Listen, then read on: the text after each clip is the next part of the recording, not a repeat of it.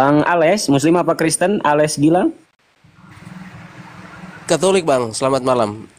Katolik, selamat malam. Oke, Bro Ales. Silahkan Bro, apa yang mau Anda sampaikan atau Anda mau diskusi mengangkat satu tema atau Anda mau bertanya dulu? Silahkan Bro.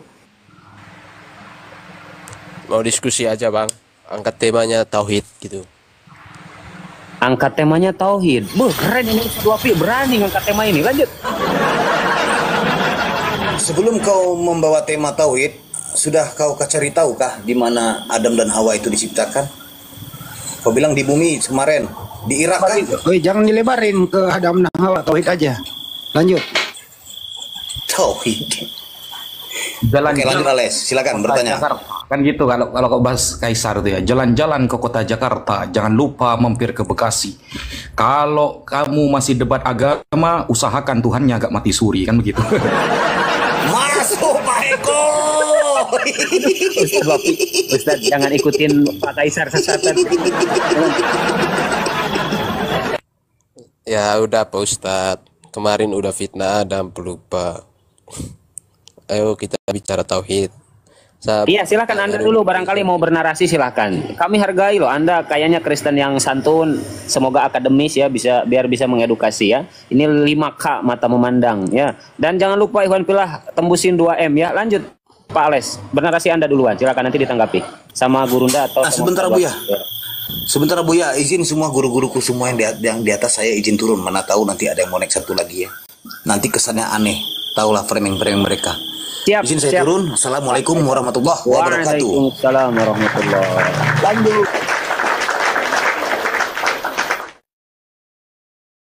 Pak Ales, malah tenggelam. Silakan Pak, silakan. Oke, saya ingin bertanya prinsip-prinsip tauhidnya dulu.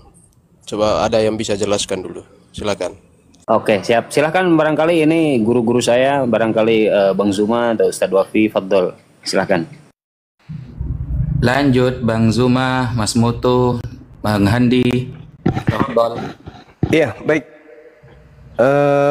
Ini lucu juga ini, Kristen mau bahas tauhid ini.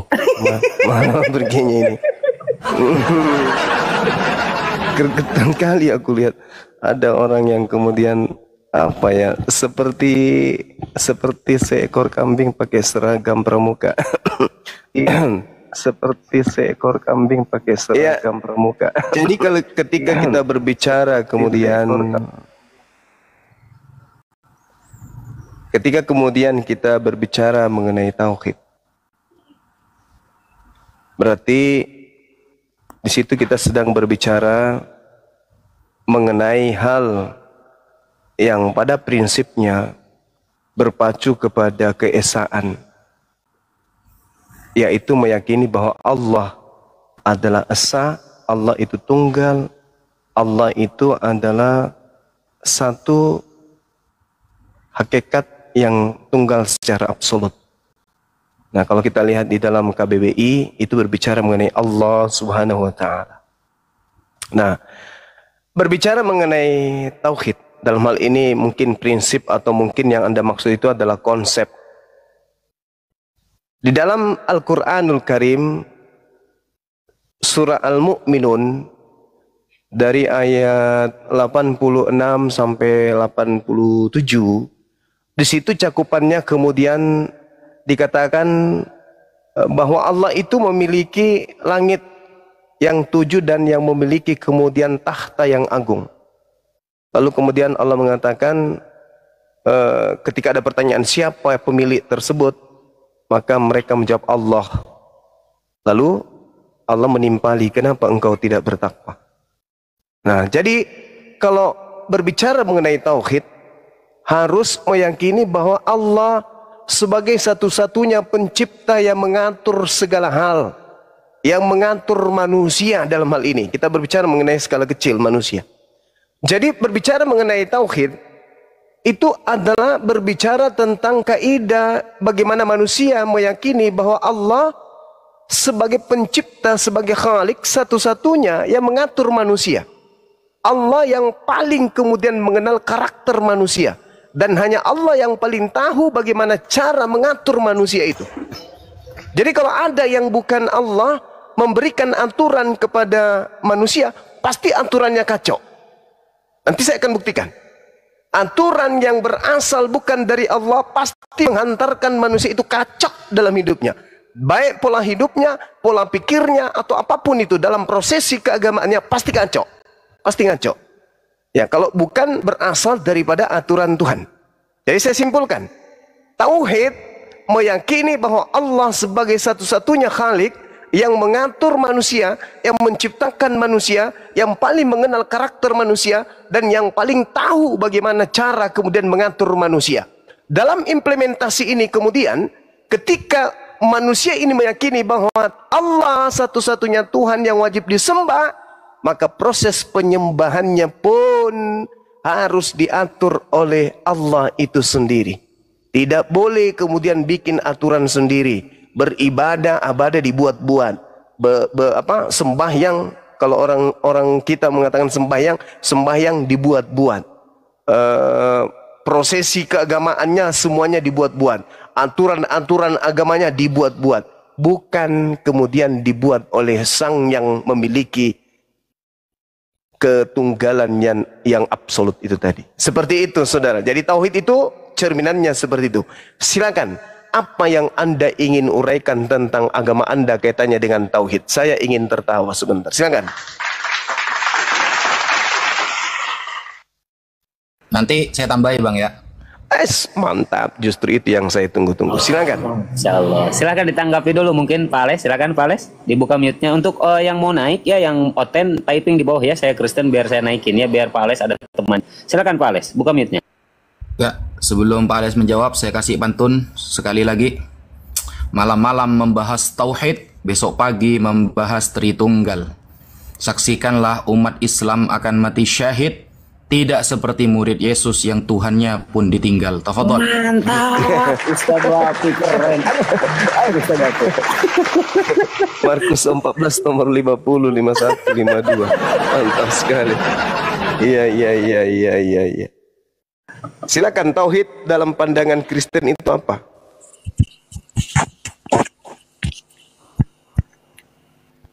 Baik, saya tanggapi ya. Tadi sudah dijelaskan, prinsip-prinsip tauhid dalam iman Islam adalah mengesahkan satu-satunya Tuhan, tidak ada selain Allah.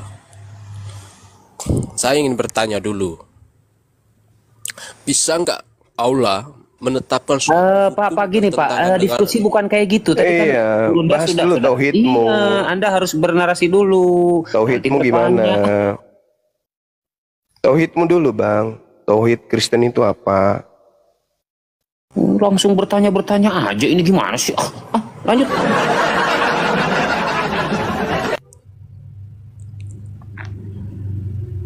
Baik, kalau saya dalam iman Kristen, prolog dulu, silahkan prolog Anda, silakan.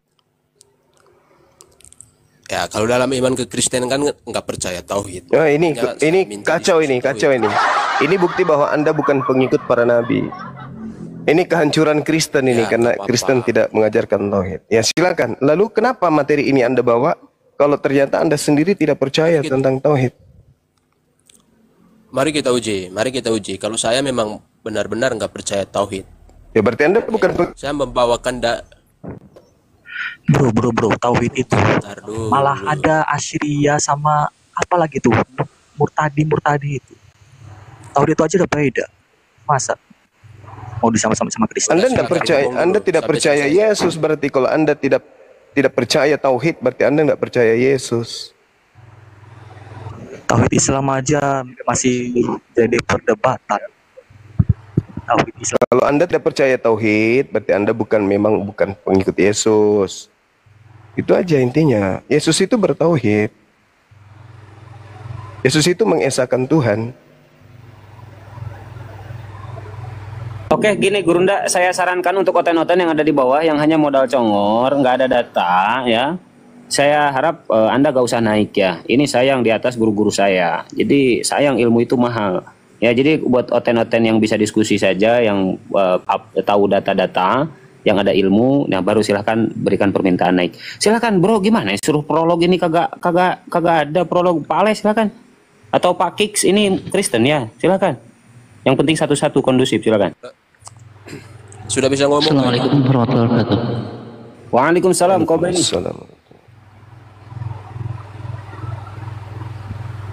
Oke, saya mulai ya. Kenapa saya nggak percaya tauhid? Karena melihat dari sudut pandang Islam, saya nggak percaya tauhid. Karena sejak mulanya tauhid ini dibawakan oleh iblis.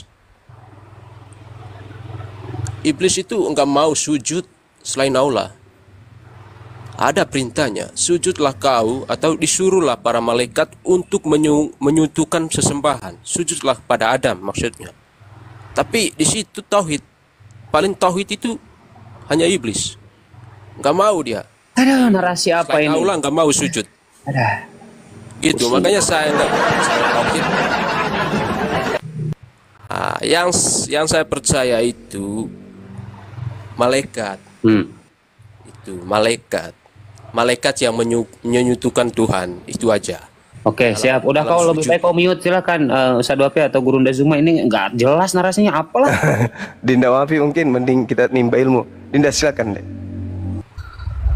Oke, bismillahirrahmanirrahim. Jadi begini, kalau tauhid itu adalah ajaran iblis, berarti nabi-nabi terdahulu di dalam perjanjian lama semua mengajarkan tentang ajaran iblis. Karena terbukti Musa, Yesaya, Ayub, dan lain sebagainya itu justru mengenalkan hanya satu Tuhan. Tidak ada pengenalan tentang Tritunggal dalam perjanjian lama. Tidak ada pengenalan tentang Yesus yang akan menjadi Tuhan dalam perjanjian lama. Sehingga kalau kita lihat di dalam Al-Quran, berkali-kali Allah Subhanahu wa Ta'ala menarasikan bahwa dakwah para nabi sejak dulu adalah tauhid.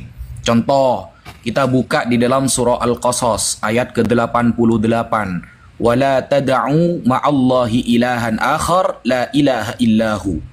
Jangan pula engkau sembah Tuhan yang lain selain Allah, dan tidak ada Tuhan selain Dia. Atau di dalam surah Al-Anbiya, wa ma arsalna min qablika min rasulin.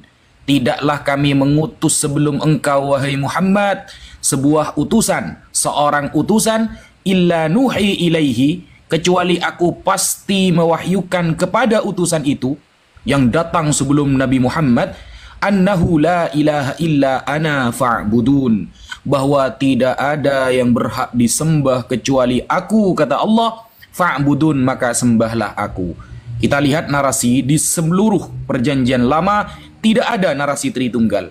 Bahkan tidak ada narasi bahwa ada anak dari seorang Maria yang dia dilahirkan akan menjadi Tuhan dan akan disalib untuk menebus dosa dunia. Itu jelas. Sehingga Tritunggal saja gak ada ajarannya.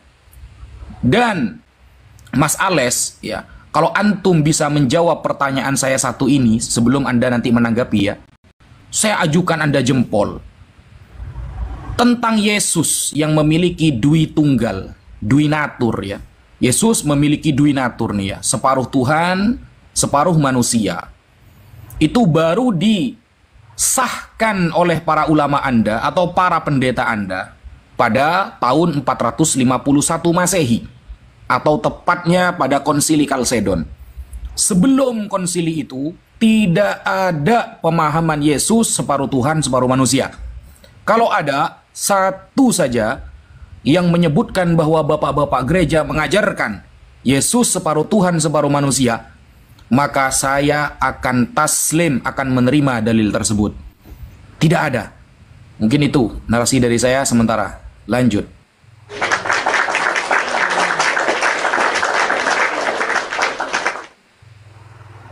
Baik, saya jawab, memang benar, nggak ada. Ya, udah saya jawab, saya tanggapi. Memang di perjanjian lama itu semua nabi mengajarkan tauhid, tapi tauhid yang diwariskan adalah tauhid ajaran yang dibawakan oleh malaikat yang patuh untuk menyekutukan Tuhan. Itu loh. Semua malaikat yang mewarisi ajaran tauhid itu dibawakan dari malaikat yang menyekutukan Tuhan. Itu Sedangkan kalau warisan dari iblis yang mono itu diwarisi oleh agama apa? Itu Ya. makanya saya tidak Bawa pernah datanya, Mas percaya. Sambil bawa data. Baik. Baik. Dalil QS Al-Isra nomor 61 saya mengawali dari situ, Mas ya. Dan ingatlah ketika kami berfirman kepada malaikat, sujudlah kamu kepada Adam. Maka sujudlah mereka kecuali iblis. Iblis yang gak mau sujud, Mas. Karena dia di sini udah 100% apa? Tauhid. Dia tidak mau menyekutukan Allah dengan sesembahan manapun, apalagi manusia. Makanya tauhidnya iblis itu 100%. Mono dia, Bang. Beda sama tauhidnya malaikat. Tauhidnya malaikat itu patuh untuk menyekutukan Tuhan, yaitu sembah Tuhan, sembah Adam. Semua yang malaikat, yang sembah Adam itu diwarisi oleh agama Yahudi. Kalau tauhidnya iblis itu diwarisi, mohon maaf ya, Islam yang mewarisi. Begitu. Silakan Pak Ustadz bantah ini bahwa Lucu ini. Gini Bang. bukan Ini sampean kami salah yang warisi. paham ini. Gini Bang, bedakan antara sujud penghormatan dengan sujud menyembah, Bang. Itu bedakan. Anda tidak bisa ternyata membedakan itu. Perintah Allah kepada seluruh makhluk yang ada di surga untuk sujud kepada Nabi Adam itu bukan sujud menyembah, tetapi sujud penghormatan, litta'zim. Apakah itu ada di dalam Bible? Ada, saudara. Anda buka di dalam Kejadian 23 nomor 7. Kemudian bangunlah Abraham, lalu sujud kepada Bani Het, penduduk negeri itu. Apakah berarti Abraham menyembah Bani Het? Ya enggak lah. Jadi bedakan antara sujud. Kalau sujud berarti menyembah. Apakah Anda ketika mencium patung Yesus sebagai Katolik yang ada pada narasi atau kegiatan ibadah Jumat Agung itu berarti menyembah patung? Kan Anda mengatakan itu hanya pengagungan. Mencium patung Yesus di dalam tradisi Katolik di Jumat Agung adalah sebuah ibadah. Padahal itu hanya pengagungan. Nah, bedakan antara sujud pengagungan dengan sujud penyembahan. Kalau semua sujud Anda anggap penyembahan, berarti Abraham dalam kitab Perjanjian Lama pernah sujud menyembah kepada Bani Het, dan itu tidak akan Anda temukan data dari A sampai Z sampai Dajjal keluar 2 kali, tidak akan pernah Anda temukan bahwa Abraham pernah menyembah Bani Het. Tidak ada, baik penafsiran dari kalangan kekristenan maupun dari kalangan Yahudi. Dibuka Kejadian 23 nomor 7. Itu baru satu ayat. Saya belum menyebutkan beberapa ayat yang lain yang sujud itu bukan bentuk dari penyembahan. Jadi jangan kemudian Anda mencontohkan iblis tidak mau sujud kepada Adam, langsung Anda menyimpulkan bahwa untuk sujud menyembah. Bukan. Makanya bawa data itu yang lengkap. Mana data bahwa iblis itu sedang sujud menyembah kepada Adam? Mana datanya? Saya tunggu sampai Dajjal keluar. Bagus Pak Ustadz ini. Kayaknya ngeri nih. Gini loh Pak Ustadz. Kalau Pak Ustadz membawa agama Yahudi, kan saya udah klarifikasi dari awal. Kalau Pak Ustadz tentang nabi-nabi Yahudi memang benar diperbolehkan menyekutukan, karena dari awal mulanya memang boleh. Itu loh. Jadi itu nggak masalah loh. Karena Ngomong apa ini? menyekutukan menyekutukan Tuhan Apakah itu kita sama. tidak sedang mendengarkan orang gila ngomong ini, kawan-kawan? Kalau sebentar dulu. Mana ada nabi dibolehkan kemudian menyekutukan Allah? Di mana ilmunya? Oh, nabi-nabi Yahudi boleh menyekutukan Tuhan. Ngomong apa, Rek? Sebentar dulu. Enggak ada sebentar-sebentar, orang gila kok dilayani, gimana sih? Kamu Oh, sebentar-sebentar. Walah, kau Kalau belajar tahu- sikat gigi dulu, kalau belajar tahu- sikat gigi. Belajar sikat gigi dulu. Markus 5 nomor 6. Itu baru kena samamu. kamu. Dengar dulu, dengar. Sok cantik pula kau. Ketika orang gila itu melihat Yesus dari jauh, maka orang gila itu lari mendapati Yesus dan sujud menyembah Yesus. Itu kamu. Itu yang dikatakan gila karena menyembah kepada yang bukan Tuhan. Lagian sudah dijelaskan tadi. Perintah Allah, ketika Allah memerintahkan kemudian hambanya untuk bersujud, ya sujud, jangan salto-salto. Sujud kepada siapa dalam hal ini? Kepada Adam. Wajar tidak Adam disembah? Enggak, berarti sujudnya itu sujud apa? Sujud penghormatan, kucluk. Otak kok disimpan di pantat. Orang sujud Jangan itu asumsi. sabar dulu, Mana Bahlul. ayatnya? Sabar, Bahlul. Ayatnya mana? Sabar, Kalau sujud Bahlul. itu bukan penyembahan, mana ayatnya? Kalau sujud bukan penyembahan, asumsi mulu. Udah kau turun, Tafsir, kau ke gereja, pakai colok hadis. pantat pendeta, Enggak. kamu jilat pantatnya, udah selesai. Gak ada cerita berdiskusi sama orang gila kayak kau. Sujud kok kemudian dibilang menyembah. Jadi kalau kau sujud sama orang tuamu, kau sembah orang tuamu, Bahlul. Dasar ku pukul juga mulut kau nanti pakai skopang. Assalamualaikum warahmatullahi taala wabarakatuh. Waalaikumsalam. Wahidaman. Mengotori majelis kita, orang gila mak naik ke sini yo. Kalau level saya kau hadapi boleh. Gue suapi kau hadapi materi kayak gitu. Kuludai juga mata kau nanti lama-lama. Assalamualaikum warahmatullahi wabarakatuh. Waalaikumsalam. Alhamdulillah. Waalaikumsalam. Alhamdulillah sekali. Ya iyalah, sama gue suapi ngomong kayak gitu. Udah kita cocoknya sama aku kau. Banyak cerita. Buka matamu nanti kuludai masuk baru bisa kau sadar. Sujud kau dibilang menyembah. Ya. Jadi kalau orang sujud sama orang tuanya, nyembah orang tuanya, Bahlul dasar. Yang benar itu Markus 5 nomor 6. Ketika ia melihat Yesus dari jauh, orang gila ini berlari dan mendapati Yesus lalu sujud.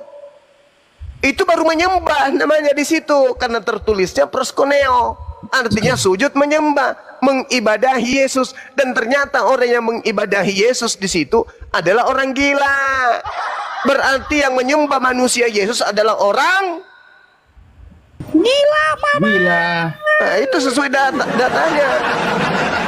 Lawang Yesus aja, jangankan kepada manusia, kepada iblis aja, hanya kepada Allah Tuhanmu sajalah engkau berbakti, engkau sujud. Jangan kepada orang Yesus. Dasar. Kau dekat sini ku pukul mulutmu pakai sendal jepit kau. Masih anak-anak, kencing belum lurus. Jasadmu boleh dewasa, usiamu sudah 62 tahun. Tapi otakmu itu seperti orang yang lahir 3 bulan kau. Ngomong sama guru saya kayak so intelek, bikin mendidih darah saja. Enggak lah bang. Suruh-suruh colok pantat siapa Gurunda yang kayak gitu? Nah, itu yang sebenarnya ada takut karena dulu ada mualaf ya namanya J, dia mualaf jalur colok pantat pendeta. Nah ini disuruh lagi sama Jumat, bentar lagi dia balik mualaf lagi. Ada satu lagi tuh coba sikis itu loh. Ya kalau maksudnya gini loh. Kalau dia itu Bahlul, jahil, ya jahilnya itu harus sesuai dengan mulutnya. Ini enggak jahil, tapi dibuat-buat so intelek. Itu yang bikin aku emosi. Udah Bahlul tapi so intelek. Apanya itu? Turunkan saya dulu deh, Abu ya. Oh iya, pelanggaran lagi ya, nih. Gurunda. Iya. Siap, Gurundaku. Tentara Romawi instruksikan saya harus turun. Pelanggaran. Aduh.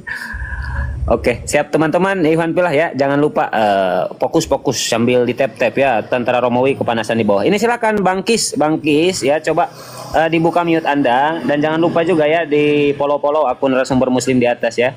Ikhwan Filah ya. Terima kasih. Kis, buka mute-nya, Bro. Hey.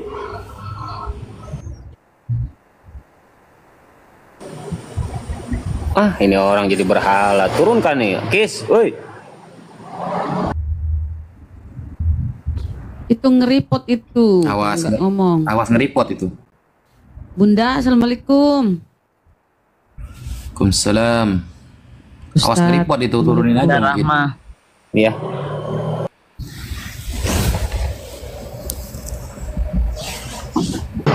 Sambil nunggu coten Ustadku, silakan mungkin Ustadz Wahab bernarasi dulu, fadl Ustadzna.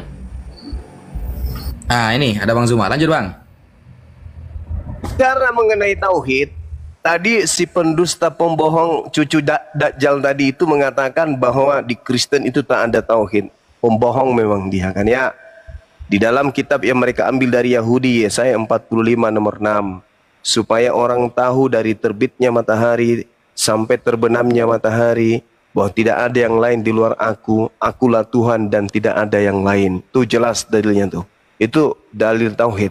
Yesaya 46 nomor 5, kepada siapakah kamu hendak menyamakan aku, hendak membandingkan aku, hendak mengumpamakan aku sehingga kami sama. Dalilnya bertaburan di dalam Bible. Ulangan 6 nomor 4, Yesaya 44 nomor 6, banyak dalilnya. Kemudian di perjanjian baru juga bertaburan. 1 Korintus 12 misalnya, dan ada rupa-rupa pelayan tetapi satu Tuhan, dan ada berbagai perbuatan ajaib tetapi Allah adalah satu yang mengerjakan semuanya dalam semua orang. Efesus 4 nomor 5, satu Tuhan, satu iman, satu baptisan, satu Allah dan Bapa dari semua. Allah yang ada di semua dan semua orang ada di dalam semua. Galatia nomor 20, seorang pengantara bukan hanya mewakili satu orang saja, sedangkan Allah adalah ahad. Allah itu adalah satu. Yakobus 2:19, engkau percaya bahwa hanya ada satu Allah saja. Itu baik, tetapi setan-setan pun juga percaya akan hal itu dan mereka gemetar. Yohanes 8:41, kamu mengerjakan pekerjaan bapakmu sendiri. Jawab mereka, kami tidak dilahirkan dari zina. Bapak kami satu, yaitu Allah. Roma 10 nomor 12. Sebab tidak ada perbedaan antara orang Yahudi dan orang Yunani. Karena Allah yang satu itu adalah Tuhan dari semua orang, kaya bagi semua orang yang berseru kepadanya. Jadi yang tadi itu anak Dajjal, cucu si Dajjal itu, gak bisa dibiarkan berbohong, so intelek, Bible aja nggak paham. Saya ingin bertanya tentang tauhid, berkaitan dengan prinsip-prinsip tauhid. Di dalam QS nomor alamak, kau jualan cendol aja di pasar terong sana. Oh, naik diskusi so intelek, Bible ndak paham, gak ada tauhid di Bible. Hidup kekal itu adalah mereka mengenal engkau satu-satunya Tuhan. Itu tauhid itu. Dasar anak lahir dari tanah sengketa yang kayak gini. Samuel 7:22, Brunda, nitip. Iya betul, 2 Samuel 7:22. Oke, bentar, ini saya sapa dulu si Topan ini. Topan, selamat malam Topan. Malam. Oke, siap. Silakan Bro Topannya diskusi pakai data ya, biar akademis ya, jangan modal congor ya. Silakan lanjut. Apakah Anda ingin menanggapi? Silakan. Saya sih menanggapi banget sama dia. Yang pertama, Tuhan itu ada 3. Yang pertama, Zuma Daeng, kau jawab saya. Iya, kenapa Ndi? Tunjukkan kau punya nabi di mana dia bilang aku jalan keselamatan dan hidup. Hanya ada Yesus yang mengaku begitu. Ada nabi yang ngomong begitu. Saya juga mau tanya, di mana Tuhanmu pernah berkata? Anda tidak usah jawab dulu, kok daeng. Saya juga mau bertanya, di mana Tuhanmu pernah berkata, aku diutus untuk rahmat seluruh alam? Ada. Mana? Dia berkuasa di antara maut dan hidup. Nenekmu kiper. Saya tidak tanya itu. Saya tidak tanya itu, kawan. Saya tidak tanya itu. Saya tanya apa? Saya tanya di mana Yesus mengaku Tuhan kau itu? Aku diutus sebagai rahmatan lil alamin, rahmat berkasih sayang untuk seluruh alam semesta. Di mana tertulis? Ada. Dia berkuasa atas alam tadi. Dia berkuasa atas orang hidup dan orang mati. Sama saja itu. Di mana dalilnya? Di mana Yesus mengatakan berkuasa? Di mana?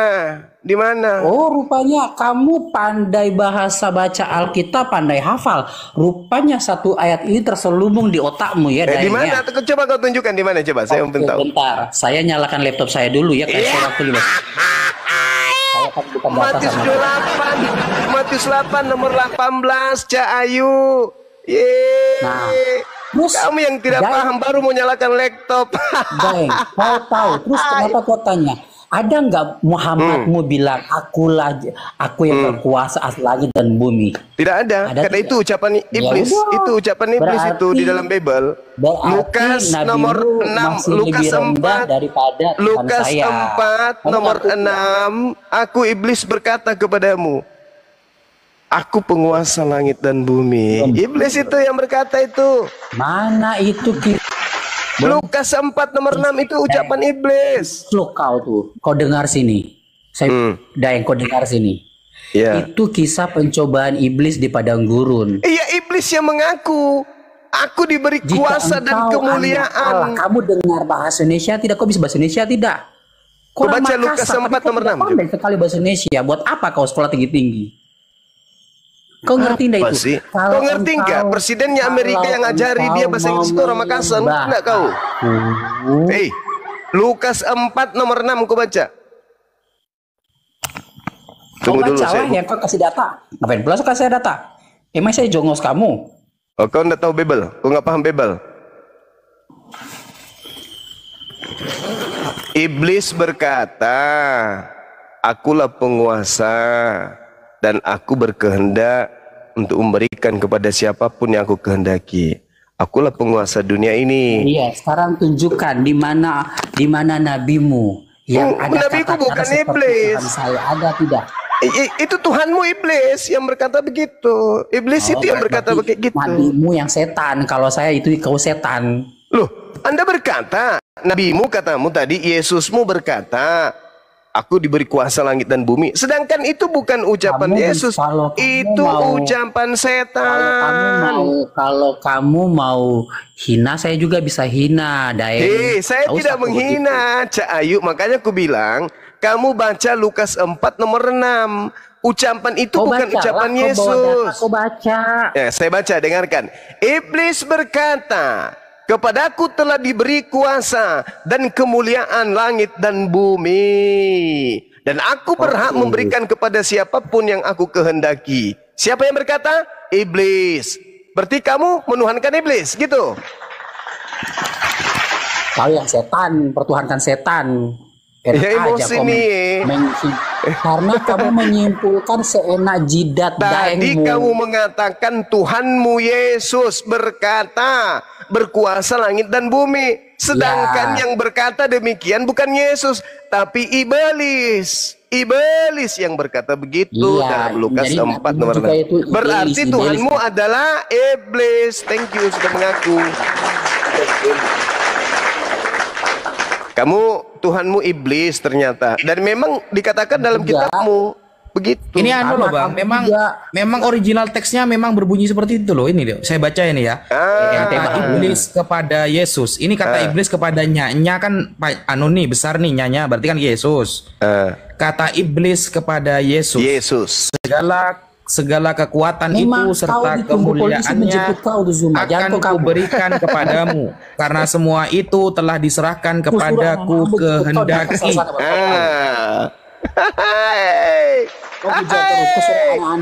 Jadi itu ceritanya Dinda Wafi, ceritanya iblisnya ini memberikan kuasa. Coba baca nomor 13-nya, coba baca dong, baca dong. Kau belum tahu anak Ambon jemput kau toh? Diam dulu, penjual pecel lele, diam dulu. Baca nomor 13-nya Dinda. Yang tadi Lukas 4 tadi. Lukas 4 nomor 13. Nomor 13. Oke. Asik. Oh, bawa agama kami ini sudah iblis Teresko di Makassar sana. Diam dulu Sesudah iblis mengakhiri semua pencobaan itu, ia mundur daripada Yesus. Lalu dan menunggu waktu yang baik. Setelah iblis selesai mencobai Yesus, ia pergi meninggalkan Yesus. Ya, dan menunggu waktu yang tepat. Betul? Ya, sekarang betul. Tunjukkan Allah itu yang bagaimana. Kapan waktu tepatnya? Ketika ada tragedi penyaliban. Iblisnya kemudian memanfaatkan itu. Makanya yang keluar dari kubur itu mengaku apa? Kepadaku telah diberi kuasa. Siapa yang memberi kuasa kepada makhluk yang keluar dari kubur tadi? Tak ada umat yang mau dengar. Siapa yang memberi kuasa? Kau tunjukkan siapa itu Allahmu.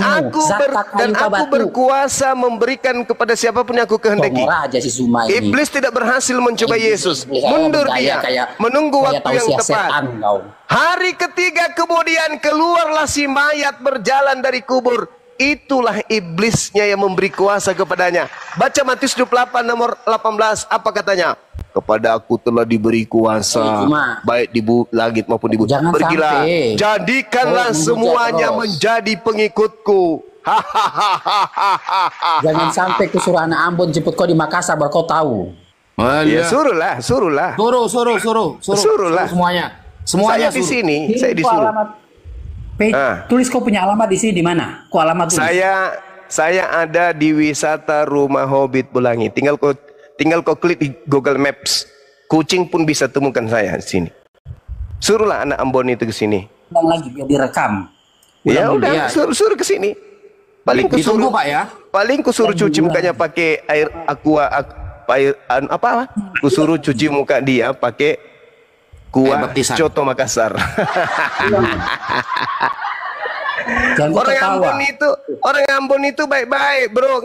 Ngapain kau sebut-sebut orang Ambon suruh ke sini? Kalau kau sudah bawa agama kita, kau kenapa orang Ambon kau suruh ke sini? Sahabat saya orang Ambon banyak. Oh iya, belum Ceduko.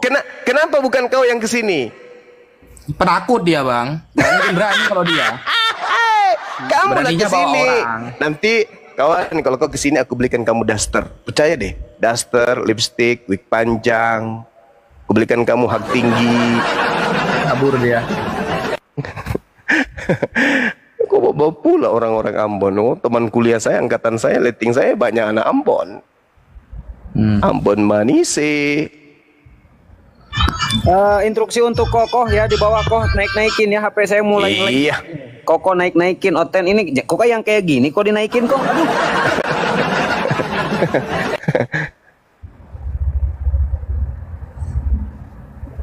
Ya udah, kita betua dulu. Ada Rasmi nih. Halo Kakak Rasmi. Silakan. Betua dulu kita. Waduh.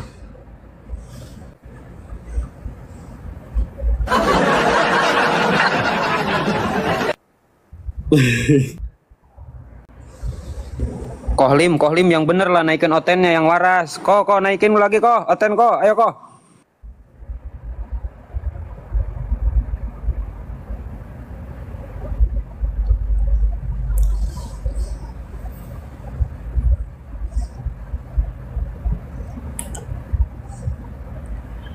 Kalau formasi lengkap kayak gini, Oten yang naik ya Oten yang bosen hidup biasanya ini.